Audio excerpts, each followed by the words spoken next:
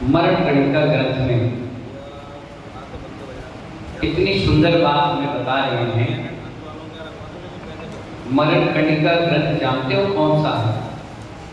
भगवती आराधना ग्रंथ जानते हो क्या होता है? जो भी ग्रस्त है उसे अपने जीवन में एक बार इस ग्रंथ का स्वाध्याय करना चाहिए। अनिल जी चांदी वाले, यही नाम है आपका? कौन सा ग्रंथ बताया हमने? भगवती आराधना और मरण कणिका। प्रमोद जी आसिया, क्या नाम बताया मैंने? भगवती आराधना और मरण कणिका।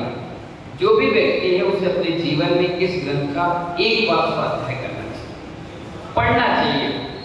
जीवन जीने के सूत्र तो हर पुस्तक में मिलेंगे, लेकिन प्रमोद जी राव का मरने का उत्साह, मरने का महोत्सव कैसे मनाना चाहिए उसके सूत्र इन्हीं शास्त्रों में लिखे। दो ही शास्त्र हैं, कौन कौन से? भगवती आराधना और मरण कणिका। दोनों ग्रंथों को जब आप पढ़ेंगे तो छपक के बारे में हर चीज बड़ी बारीकी से सूक्ष्म ज्ञान हमें उसमें मिल जाता है। किस प्रकार से उसका मरण कराएं, किस प्रकार परिणाम पवित्र बनाएं, कैसे कैसे संबोधन उसको दें, क्योंकि बिना संबोधन के उस छपक की समाधि संभव नहीं है। अकेले रहेगा, डिप्रेशन में चला जाएगा, उल्टे सीधे परिणाम बनाता रहेगा, खाने पीने की इंद्रिय जन सुख की कामना करेगा, और जो निर्यापक होते हैं वो इंद्रिय सुखों से दूर ले जाते हैं उसे और आत्मिक सुख की ओर ले जाते हैं। तो उसमें बहुत बढ़िया उदाहरण आया, बहुत सुंदर उदाहरण आया। छपक लेटे हुए हैं, पीड़ा शरीर में हो रही है, बेचैनी और घबराहट हो रही है, क्योंकि पल्स बहुत तेजी से चलती है, शरीर में रक्त संचार बड़ी तेजी से चलता है, तो आकुल और व्याकुल परिणाम भी बनते हैं।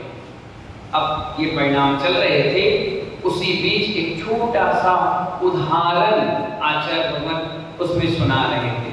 वो क्या सुना रहे थे? भगवती आराधना ग्रंथ का वो ये सुना रहे थे, एक हाथी था, एलिफेंट, हाथी था, और वो गर्मी का समय था, अपने झुंड से बिछुड़ चुका था, और वो बिछड़ने के कारण इधर उधर देखता देखता जंगल में चला जा रहा था, और चलता जा रहा था तो उसे प्यास लगने लगी। राकेश जी, क्या लगी? प्यास लगी। अब जब प्यास लगी तो स्वाभाविक है, जब आपको प्यास लगती है तो आप क्या ढूंढते हो? कहीं पानी की नहीं मिले तो आप ना घर देखते हो, ना परिवार देखते हो, ना ऊंच देखते हो, ना नीचे देखते हो, ना इधर देखते ना उधर। आपको तो बस प्यास बुझाना है, तो जहां जैसी स्थिति में पानी मिल जाए आप पानी से अपने कंठ को तर कर लेते, यानी प्यास बुझा लेते हो। उस हाथी के साथ भी यही हुआ। ये कौन समझा रहा है? निर्यापकाचार। किसको? जो छपका राज हैं, मुनि हैं, जो समाधि संलेखना लेने के लिए बैठे हुए हैं, उनको समझा रहे। यह छपक राज, एक हाथी प्यास के कारण व्याकुल हो रहा है, और वो प्यास के कारण व्याकुल होता होता जंगल में उस स्थान पर पहुंचा जहां पर पहले तालाब था। क्या था? तालाब था। जब तालाब था तो स्वाभाविक है, गर्मी के कारण उसमें भी पानी सूख चुका था, और दूर से देखने के कारण ऐसा लग रहा था कीचड़ में थोड़ा सा पानी कि उसमें बहुत सारा पानी है। तो वो हाथी भी बड़ी तेजी से भागा कि चलो पानी का जुगाड़ में हो गया, अब प्यास मेरी बुझ जाएगी। वो दौड़ता हुआ गया, तो जहां तालाब होते हैं, पानी अगर थोड़ा होता है तो आसपास दलदल बन जाता है, और जैसे ही हाथी दौड़ा वो जाकर उस दलदल में जाकर फंस गया। छपक राज बोले, लेटे हुए थे, तो निर्यापकाचार्य जो आचार्य है उन्होंने कहा, सुन रहे हो? बोले हाँ हाँ। क्या समझ में आया? हाथी कीचड़ में फंस गया। अच्छा ठीक है। प्यास बुझी? बोले नहीं। अब क्या हुआ? बोले जान फंस गई। क्या फंस गई? मनोज चैन वाले, जान फंस गई। प्यास नहीं बुझी, जान फंस गई। अब क्या करें? हाथी चिल्ला, आप दरवाजा बंद हो जाए और किसी काम के लिए जाना तो आप अंदर चिल्ला मुझे बचाओ, तो हाथी भी चिल्लाने लगा मुझे बचाओ, वो अपनी भाषा में चिल्ला। वहां कोई सुनने वाला नहीं था, बहुत जोर जोर से चिल्लाता रहा, थक हार गया बेचारा। तभी अचानक एक चूहा आया। कौन आया? चूहा। अब आपसे मेरा प्रश्न है, क्या चूहा हाथी को बचाएगा? बताइए, बताओ। जयपुर उसके मुस्टंडे होंगे चूहे, वो खींच लेते होंगे, नहीं? अजीत भैया, चूहा आया तो कुछ तो करेगा हमारा। चूहा आया और आने के बाद हाथी को देख करके हंसने लगा, हंसने लगा। हाथी देखकर गुस्सा आने लगा कि बताओ, एक तो मैं फंसा हूं और मुझे फंसा देख करके हंस रहा है। उसने चारों तरफ राउंड लगाया और आके हाथी के सामने बैठ गया और कहने लगा, ए गजानन, तुम यहाँ कैसे? उसने कभी प्यास लग रही थी, भटक गए थे जंगल में, अपने झुंड से अलग हो गए थे, अपने परिवार से, पानी की चाह में आगे बढ़े और अपनी जान फंसा बटे, इस दलदल में फंस गए। अच्छा, हाथी कह रहा है मुझे निकालने का कोई उपाय करो। देखिए, डूबते को देखने का सहारा। आप भी कभी फंस जाओ और गेट बंद हो जाए तो आप भी दूर से चिल्लाते हो, छोटे से बच्चे कुत्ती खोल दे। बच्चा जबकि खोलना नहीं जानता, समझना नहीं जानता, इशारा नहीं जानता, फिर भी जब जान आती है ना तो चूहा भी क्या लगता है? भगवान की तरह लगता है। अब हुआ क्या? चूहे से कह रहा है गजानन हाथी कि तुम मुझे बचाने का कोई उपाय करो। चूहा कहता है रुको, सोचने दो। क्या कह रहा है? सोचने दो। सोचता है, उसकी सूंड पकड़ता है और खींचता है। एक कान पकड़ के खींचा, कभी उसकी पूंछ पकड़ के खींचे, लेकिन हाथी क्या हिलने वाला है? कभी नहीं। उसने कहा रुको, मैं और चूहे को बुलाता हूं। दौड़ कर गया, कम से कम हजारों चूहे आ गए और सब ने उसको खींचा। हाथी निकलना तो छोड़ो और धंस गया और जोर से चिल्लाया। उसने कहा ये पागलपंती कर गया और मैं धंस गया। चढ़ बैठे सब। आखिर क्या चूहे थक गए तो चूहों ने कहा एक काम करो, हमसे बलशाली जानवर को बुलाया जाए। उन्हें बंदर को बुलाया, उन्हें शेर को बुलाया, उन्हें भालू को बुलाया, बैल को बुलाया, हाथी को, जितने लोग थे वहां सबको बुला लिया। सब आए और सब ने प्रयास किया। हाथी 4,000 किलो का वजन, क्या हिल रहा? अपन 10-20 किलो में हाथ पे ठंडे पड़ जाते हैं, नहीं निकल पाया। सब थक हार करके मीटिंग करने लगे।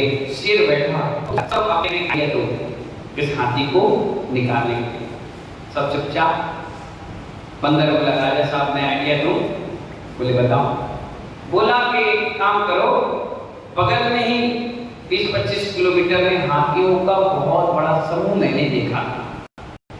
हो सकता है उन हाथियों को बुलाया जाए तो ये हाथी मिल जाएगा। तो शेर ने आइडिया दिया। बोले हमने, बोले तुम ही लेके आओ। बोले मैं आके, मुझे देख के लोग भाग जाएंगे, उन्हें पता ही नहीं मैं क्यों भालू जाएगा, मैं थोड़ी दर्द क्या हो जाए, इसलिए तुमने आइडिया दिया। अब तुम जाओ, क्योंकि तुम तेजी से पेड़ टू पेड़ जाओगे और जल्दी से खबर देकर के आ जाओगे। हाँ, तो बंदर ने कहा ठीक है, अब हमने कुंडी खटखटाई है तो दरवाजा भी हम ही खोलेंगे। ठीक है भैया। दयावान होते हैं जानवर, इंसान नहीं होगा लेकिन जानवर दयावान होगा। आखिरकार बंदर एक जंगल से दूसरे पेड़ से तीसरे जल्दी से वहां झुंड में पहुंचा और अपनी बात को झुंड के हाथों से कही। कौन सा पुस्तक में बात चल रही है? भगवती आराधना। किसको समझा रहे हैं? जो अंत समय की सांसों को गिन रहे छपक रहा। कौन समझा रहा है? मेरे आचार्य निर्धन साधु हैं, आचार्य हैं या उनके गुरु हैं, वो समझा रहे हैं। वो बोले, वो बंदर गया और बंदर जाकर के सारी स्टोरी उनको सुनाई। तो हाथों के झुंड ने पहले तो विश्वास ही नहीं किया, ये हमें फंसा रहा है। बंदर के दिमाग तो बंदर का है, चंचल प्रवृत्ति है, पता नहीं क्या कह रहा है। फिर झुंड में से एक हाथी ने अपने झुंड में देखा कि एक हाथी हमारा कम है। ये बात बिल्कुल विश्वास के साथ हो गई कि हमारा ही परिवार का कोई सदस्य फंस गया है। एक हाथी तैयार हुआ, चलो मैं चलता हूं। अब वो क्या किया? बड़े बड़े लंबे लंबे कदम बढ़ा करके उसी तालाब के पास पहुंच गया। और जैसे ही पहुंचा, हाथी को हाथी देख करके खुश हो गया। क्या हो गया? स्वाभाविक है, आप जैन हैं और आपका कोई बच्चे का जयपुर हाउस का कहीं बाहर मिले तो आप मुस्कुराते, यार कैसे, बढ़िया, आप लगाओ, चाय नाश्ता कर लो, आप कब आए, कैसे आए, पूछते हो ना। ऐसे ही हाथी ने हाथी को देखा तो उसने अपने सूंड उठा ली। क्या उठा ली? सूंड उठा ली। उधर उस हाथी ने अपना सूंड उठाकर सलाम ठोका कि मैं तुम्हारे बचाने के लिए आ गया हूँ। चेहरे पर आंखों पे खुशी की लहर आ गई, सारे जानवर साइड हट गए। हाथी आया, उसने पूछा, हाँ यहाँ कैसे? उसने कहा, छोटे से प्यास अटक गया, प्यास लगी तो यहाँ आकर अटक गया, अब फंस गया हूँ। इतने सारे जानवर मेरे निकालने का प्रयास कर गए लेकिन मुझे निकाल नहीं पाए हैं। अब कुछ प्रयास तुम करो तो मैं निकल जाऊं। उसने कहा, अच्छा ठीक है। उसने पूरे आसपास राउंड लगाया और जहां ठोस मजबूत जगह थी वहां खड़ा हुआ और उसकी सूंड अपनी सूंड में फंसाया और एक झटके में खींचा, हाथी बाहर आकर बैठ गया। सारे जगह जय जयकार हुए, सब खुशियां मनाने लग गए कि चलो हाथी निकल आया। आचार्य ने अपना उदाहरण बंद करके अब संबोधन देना प्रारंभ किया। बोला, हे छपकराज, ये कहानी तुमने सुनी? बोले, हाँ। कैसी लगी? बोले, बहुत अच्छी लगी। क्या शिक्षा मिली? बोले, हाथी निकल गया। क्या कहा? हाथी निकल गया, उसके प्राण बच। तो आचार्य भगवान कह रहे, नहीं, वो हाथी इंद्रिय है और संसार के कीचड़ गया है। पत्नी सुंदर दिखी, तुमने मांग भर दी। बच्चे सेवा करे, तुमके लिए मकान बना दिया। दुकान अच्छी मिली, नोट कमा लिया। भोजन अच्छा मिला, चाट चाट के खा लिया। कपड़े लगे, रोज 3 टाइम बदल लिया। गाड़ी अच्छी लगी, हर साल बदल लिया। मंदिर अच्छे लगे तो वहीं जिंदगी बिता ली। साधु अच्छे लगे, उन्हीं को पकड़ कर बैठ गया। लेकिन ये पंच इंद्रिय सुख है, हाथी को तेरे फंसा कर रखेंगे। अगर तुम्हें हाथी से निकालना है इंद्रिय सुखों को तो हाथी का ही सहारा मिलेगा। ग्रस्त जीवन में ग्रस्त में ही फंसाएंगे। ये निर्जल साधु आए हैं, यही में निकालेंगे और कोई नहीं कर पाएंगे। एक हाथी धर्म का और धर्म से कर्म करोगे तभी इसी संसार से निकल पाओगे। अगर धर्म से कर्म करोगे तो कभी जीवन में निकलने वाले नहीं है। उस बात को इंद्रिय चेतन जागृत हुआ कि हाँ, आप बिल्कुल सही कह रहे हो। ना तो परिवार हमारे साथ जाएगा, ना पत्नी हमारे साथ जाएगी, ना रुपया हमारे साथ जाएगा, ना ये पिछी कमंडल हमारे साथ जाएगी। अगर जाएगा तो किया हुआ धर्म। कौन जाएगा? जैसे हाथी को कितना प्रयास लोगों ने किया निकालने का, निकल पाया? नहीं निकल पाया। कौन निकाल पाया उसको? हाँ। ऐसे ही धर्म से धर्म करते रहोगे तो धर्म ही तो निकाल पाएगा। आप बोरियत मत हो धर्म करते हुए, बोलो असेक करते हुए, बोर मत हो स्वाध्याय या दान करते हुए। ये तो करते करते रहिए। ये तो अभी मूल भी नहीं है। क्या नहीं है? अरे कितनी बड़ी बात, कितना सुंदर उदाहरण एक मेंढक का। क्या था उसके पास बताइए प्रमोद जी, आसिया? उस मेंढक के पास क्या था अजीत बाबू जी? एक पंखुड़ी थी, एक पंखुड़ी। क्या थी?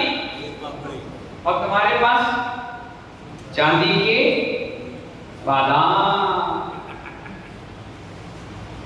सोने का कलश, चांदी की 5 किलो की थाल, चांदी का मुकुट, उसके बाद भी सुन्न है भाव। क्या है? सुन्न है भाव।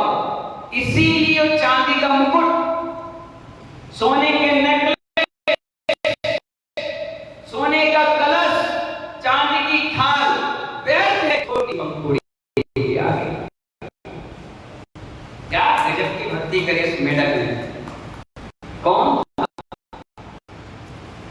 सामायिक करते करते व्यक्ति चला गया, सामायिक करते करते व्यक्ति चला गया, भाव फिर भी बने रहे तो मेढक बना। मेढक बनने के बाद भाव नहीं गए, तभी तो भगवान महावीर के सम्मोहन में जाकर देवता बनकर उसकी स्तुति करने लगा। इसलिए भाव भी बना करके चलते रहिए, कभी भावों से खिलवाड़ या उसको डाउनफॉल कभी मत करो। भाव एक बार बन जाएगा, मैं किसी से हंसी मजाक में भी कह दूं मुनि बनो, क्या बनो, हम कहाँ बनेंगे, तो ठीक है डॉन बन जाओ ये हमारा काम नहीं है, ठीक है अच्छे इंसान बन जाओ, सब तो हैं। नहीं महानुभाव, अगर कोई साधु आपसे कहता है मुनि बनो, हमेशा क्या बोलना चाहिए, नहीं बनेंगे हैं, जोर से बोलो, काय की कोशिश करो, एक कोशिश नहीं चलती यहाँ पर, ना प्रैक्टिस चलती है। हाँ ये कहो जरूर बनेंगे, क्या बोलोगे, हाथ जोड़ो बोलो, हे उपाध्याय श्री अंत क्षण में हम मुनि बनेंगे, हम आरिका बनेंगे, आशीर्वाद। अगर बन गए ना तो जीवन का सबसे बड़ा पुण्य कमा, सबसे बड़ा पुण्य। मैं बचपन में जब मेरी माँ एक फोटो देख करके, वहां साधु नहीं पहुंचते थे, कहां, जहां मैं हूं, गोलियां चल के ठाए नक्सली है पूरे लोग, एक हम ही सुधराए थे जो निकल आए। हाँ हर 2 घर छोड़ करके नक्सली पैदा होता है, हम ही एक है जो निकल कर दीक्षा ले ली। जब मेरी गोद भराई हुई तो मुख्यमंत्री ने मेरी गोद भराई, अपने निवास पर बुलाकर, वहीं पर गोद भराई हुई। मैंने कहा सीएम साहब बात बताइए, आप मेरी गोद भराई क्यों कर रहे हैं, कितना बढ़ा दिया, वहां से साधु बन गए। हमसे गौरव की बात नहीं है तो क्या, 400 किलोमीटर का जंगल, उस जंगल से इकलौते उपाध्याय हम ही हैं, आज तक कोई बने नहीं, जब बने नहीं कोई गया नहीं तो हुआ नहीं। बताओ तो 125 साल 150 साल हो गए वहां भगवान विराजमान हुए, कभी कोई साधु गया नहीं। तो मेरी माँ तो यहाँ की है टीकमगढ़ की, तो वो बिना मुनियों के दर्शन, भगवान के दर्शन के कुछ खाती पीती नहीं, आज भी नियम 1 बजे के बाद भोजन करती, जब सारे मुनियों के हाथ हो जाए एक टाइम।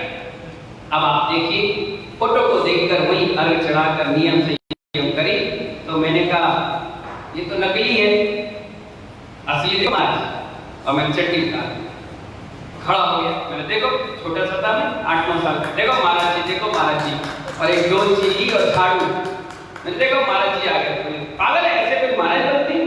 मैंने कहा तो क्या होगा, भविष्य में बन जाएंगे। वो शब्द ऐसे अंदर चले गए कि 16 साल में सीधे महाराज बन गए। इसलिए कभी कोई आता है तो मैं कहता हूँ आशीर्वाद, महाराज बनो, आशीर्वाद, माता जी बनो, तो लोग हंसते हैं कि महाराज जी आप क्या कह रहे हो। मैंने कहा नहीं, आज अगर आपने हाँ कह दी तो भविष्य में नियम से तुम मुनि बनकर के समाधि मरण करो। और इतना ना भी हुआ, इतना ना भी हुआ, और अंत क्षण में तुमने अगर पुकारा कि मुझे आज निर्गंध साधु चाहिए, मेरा अंतिम समय आ गया, मुझे कोई ना कोई नमोकार मन सुनाए, तो अचानक से कोई साधु आएगा आहार के लिए और तुम्हारे बच्चे कहेंगे गुरुजी 2 मिनट मेरी मां पिता को आशीर्वाद दे दो, और उस समय का कहा हुआ मुनि दर्शन, मुनि भक्ति और मुनि बनने के भाव और साधु के कदम बढ़ाकर तुम्हारे कान तक लाएगा और नमोकार मन सुनाकर तुम्हारा समाधि संलेखना। ये पुण्य होता है महानुभाव। हम शालीमार एंक्लेव, शालीमार कौन सा एंक्लेव, कमला नगर में थे, आहार करके मैं निकला, हमारे राजू गोदा जी बोले महाराज श्री इन माता जी के बड़े भाव हैं, इनको आशीर्वाद दे दीजिए। वो आरती कर रहे, पीछे एक व्यक्ति बुजुर्ग था, टेढ़ा मेढ़ा सा वो लटका हुआ कुर्सी में बैठा था। मैंने देखा, मैंने कहा हटो साइड, और मैं सीधे अंदर चला गया। ना उसने बुलाया, ना उसने कुछ कहा, मैं स्वयं गया और जाकर मैं पूछा कौन है ये? बोले हमारे पति देव हैं, आपके घर पे आया हुआ था। बोले मेरे पति देव हैं। मैंने कहा अच्छा। मैंने पीछे उठाए, आशीर्वाद दिया, शांति मंत्र पढ़ा और एक मंत्र देकर आशीर्वाद दिया। वो व्यक्ति रोने लगा, बोला आज तक हमने ऐसे साधु नहीं देखे जिसे हम चोरी से छुपके से देख रहे हो। और उसने पर्दा हटाकर आया मैंने कहा देखो, तुमने जीवन भर पूजा की है ना, तुमने जीवन भर भगवान की भक्ति करी, अब शरीर से तुम लाचार हो गए, वो भक्ति का प्रसाद आज उपाध्याय वैष्णव सागर तुम्हें देने के लिए आया, जाओ खुश रहो। और इतना खुश हुआ, आनंदित हो गया, प्रसन्न हो गया। उसकी वाइफ कहने लगी महाराज श्री बहुत सरल है आप। मैंने कहा जो जीव कल्याण की भाषा में बात करता है मैं उसके लिए सरल, इसलिए मैं कहता हूं जब भी कोई तुमसे कहे मुनि बनो, बिल्कुल बने, मना मत करो, हाथ जोड़ो, बोलो भवो भवो भवो भवो भवो का पुण्य, भवो भवो का पुरुषार्थ जब एक साथ पल्लवित होता है ना, तब जाकर कोई मुनि बनता है। क्या बनता है? ऐसे नहीं बनता कि एटीएम लगाए और 500 का निकाल लिया, घंटी बजाई और गंदोदक लगा लिया, कलश धारा और भगवान को रगड़ लिया, ऐसे मुनि नहीं बनते। कितना पुरुषार्थ। मैं तो कभी कभी अपने भाग को धन्यवाद देता हूँ कि धन्य है मेरा भाग, धन्य है मेरा पुरुषार्थ, धन्य है मेरी माँ पिता और मेरा पुण्य, जिन्होंने ऐसा संस्कार दिया कि एक झटके में मुनि ही बन गए, जरूरत नहीं पड़ी किसी की। और आज तक राकेश जी, आज तक मुझे किसी ने रोका नहीं। मैं अपनी माँ के पास गया, बुआ के पास गया, मैंने कहा बुआ मुझे मुनि बनना है। मेरी बुआ बोली बनो। मैं तुम रोकोगे नहीं? बोले काहे के रोके? मैंने कहा देख बड़े अजीब लोग हैं। अब मैं अपने फूफा से कहा फूफा जी मैं महाराज बनूंगा। बोले लाओ चाबी, मैं जाओ। मैंने रोकोगे, कोई रिएक्शन नहीं? बोले काहे का रिएक्शन, जाओ। ठीक है। हम आए अपने चाचा के पास, बोला चाचा क्षमा करना मैं महाराज बन रहा। अच्छा बैठ, गाड़ी में मैं छोड़ के आ जाऊंगा। मैंने ये भैया कोई एक व्यक्ति भी नहीं कह रहा कि रुक जाओ, हमने पिताजी से कहा मैं महाराज बन रहा हूँ, चले जाओ, कोई दिक्कत नहीं। वो कोई रिएक्शन नहीं। तुम्हारा कमाओ कुछ जा रहा है, दुकान में कौन बैठेगा? बोले तू पैदा नहीं है तो उससे पहले खाते नहीं थे क्या? चले जाओ, चले जाओ। हमने दादा से कहा दादा मैं जा रहा हूँ, कोई बात कोई रिएक्शन नहीं। बोले काय का रिएक्शन? अच्छे काम के लिए जा रहे हैं, गुंडा बन रहे हो क्या? मवाली बन रहे हो क्या? सलमान खान शाहरुख खान बन रहे हो? जाओ। मैंने मोहल्ला वालों से कहा मैं जा रहा हूँ, भैया हम छोड़ने जाएंगे। कोई रिएक्शन नहीं, कुछ नहीं। हल्दी होता रहा, एक व्यक्ति की आंखों से आंसू नहीं गिरा कि तुम जा रहे हो। मैंने कहा भैया झूठे ही हंस लो, कोई कुछ बोल तो दो। एक व्यक्ति ने नहीं बोला। मैंने ठीक है भैया अपन जा रहे हैं। जब माँ से मिलने गया मैंने हाँ मैं जा रहा हूँ, तो बोले ठीक है चले जाओ। मैं तुम्हें कोई दिक्कत तो नहीं? बोले कोई बात नहीं, दो थे एक चला गया, एक ही समझेंगे एक ही हुआ। मैंने कहा ठीक है जा रहा हूँ, मैं चला गया। जब दीक्षा हो गई तब रो रही। मैं अब काय रो रही? तो चले गए, अच्छा नहीं लगा। मैंने अच्छा नहीं लगा, पहले रो लेती, पहले बोल लेती, अब बोल रही हूँ। जब मैं घर से निकल गया केस बंद कर लिया और पिच्ची ले रहा हूँ, अब कह रही पहले कहती थी 1 साल रुक जाता घूम फिर लेता, अब कह रही। मैंने गुरुजी से कहा गुरुजी हमें तो किसी ने रोके नहीं, किसी ने टोके नहीं। गुरुजी ने कहा बेटा कहीं ना कहीं तेरा पुण्य था, अच्छे तू तरसते हैं कि हमें घर वाले हाँ कह रहे और दीक्षा ले ले। अरे गोद भराई हो गई, बिनौली निकल गई, पोस्टर छप गए और साधक ट्रेन पे गया, एक्सीडेंट हो गया, सूतर लग गया, पाता लग गया, बीमार हो गया। घर वाले आकर के मंच में कुदम मचा गए और आदमी चला गया। तेरा पुण्य नसीब तेज है, हो सकता है पिछले में कहीं ना कहीं तुम मुनि रहा होगा। और देखिए आज तक मुझे किसी ने केस रोज नहीं सिखाया, मुझे बोलना नहीं सिखाया, अंजलि बांधना नहीं सिखाया। अपने जीवन काल में हमने एक टाइम भोजन नहीं किया। क्या समझ में आया? मैं कहता हूँ ना मैं एक ही टाइम करता हूँ कोई भी चीज। ना कभी पैदल चलने की प्रैक्टिस थी, ना कभी नग्न रहने की थी, ना ऐसे कभी सहन करने की थी, नहीं। ऑटोमेटिक आता गया। मेरा पुण्य, मेरा हृदय, मेरे भाव अपने आप बनते थे। आज तक किसी व्यक्ति ने मुझसे कहा ही नहीं तुम्हें एक काम करना है। मेरा दिल, मेरा मन करता था मैं करना है तो करता हूँ, और नहीं कहता है तो बिल्कुल नहीं करता हूँ। और इसी भाव के साथ सबको आशीर्वाद देता हूँ। जब भी आप आहार के बाद बोलते हो महाराज जी आशीर्वाद दो, मैं कहता हूँ माता जी बनो, महाराज बनो, सब हंसते रहते हैं। मैंने कहा एक आदमी कोई बन गया तो अपनी वाणी सिद्ध हो गई। पता नहीं किसके भाव किसके कब, और इतना भी आपने कह दिया कि हाँ बनेंगे, तो मालूम है जिंदगी भर का सारा कर्म का उस समय इतना साल इतना कमाते हो, इतना सब कुछ करते हो, की है भगवान मेरा मरण हो तो मुनि और हारी का, हे भगवान मेरा मरण हो तो पुकार मन सुनाए, मेरा मरण हो तो भगवान के दर्शन और जनवाणी सुनते सुनते हो जाए। रात के जब हम सोते हैं तो मालूम है सारा सब कुछ त्याग करके सोते हैं।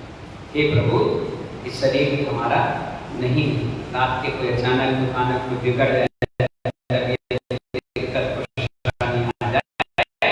हमारी सब चीजों का त्याग है, त्याग करते हुए आराम से सोते ही रात की नींद अच्छी आती कभी नहीं है ना, किसी प्रकार का न लड़ाई झगड़ा न झंझटबाजी, कोई राग इसलिए कोई इतने सारे प्रोजेक्ट भी चल रहे तो कोई ऐसा नहीं कि मेरा नाम ही छूट जाए, मेरी फोटो ही लग जाए, मैं ही करूं, नहीं, आराम से बैठे रहता हूँ, भगवान भजन करता रहता हूँ, खुश रहता हूँ, आनंदित रहता हूँ, और जीवन में मुनि बने हैं